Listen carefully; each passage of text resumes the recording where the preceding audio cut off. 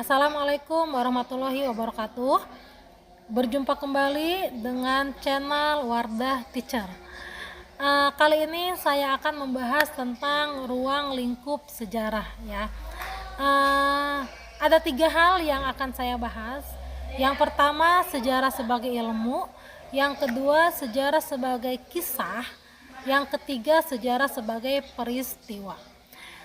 Sejarah merupakan ilmu yang mempelajari masa lampau ya.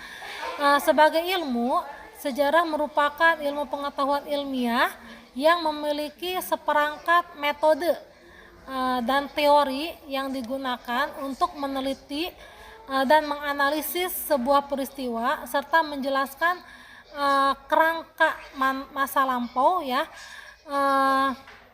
yang nantinya akan dikonsumsi oleh masyarakat. Jadi sejarah sebagai ilmu itu harus memiliki metode-metode ya atau langkah-langkah penelitian ya, agar penulisan sejarah ini termasuk pada penulisan yang ilmiah dan objektif tentunya ya. Ciri-ciri dari sejarah sebagai ilmu yang pertama itu bersifat empiris. Empiris itu apa sih empiris? Empiris itu kalau dilihat dari arti katanya ya, itu berasal dari bahasa Yunani ya, empire yang artinya pengalaman ya. Jadi sejarah itu harus bisa diamati ya, secara empiris ya, harus bisa diamati, harus bisa diteliti ya. Itu cirinya, harus bersifat empiris. Yang kedua, harus memiliki objek penelitian, ada objeknya yang harus kita teliti ya. Yang ketiga, memiliki teori ya. Jadi ada teorinya. Tidak sembarangan kita melakukan penelitian, harus berdasarkan teori-teori yang sahih atau teori-teori yang sudah teruji ya. Yang keempat, itu memiliki metode penelitian.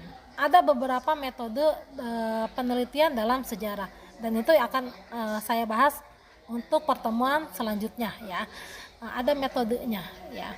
Yang kelima, mempunyai generalisasi ya. Jadi yang namanya sejarah itu harus bersifat general, harus diterima oleh masyarakat secara umum ya, karena sifatnya ini ilmiah, yaitu sejarah sebagai ilmu.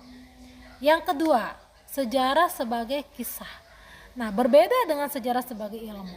Kalau sebagai ilmu, ini harus benar-benar dilakukan sebuah penelitian dengan metode-metode penelitian, dengan menggunakan teori-teori yang ada, harus diterima oleh masyarakat umum secara general ya, harus bersifat empiris karena bisa diamati. Kalau sejarah sebagai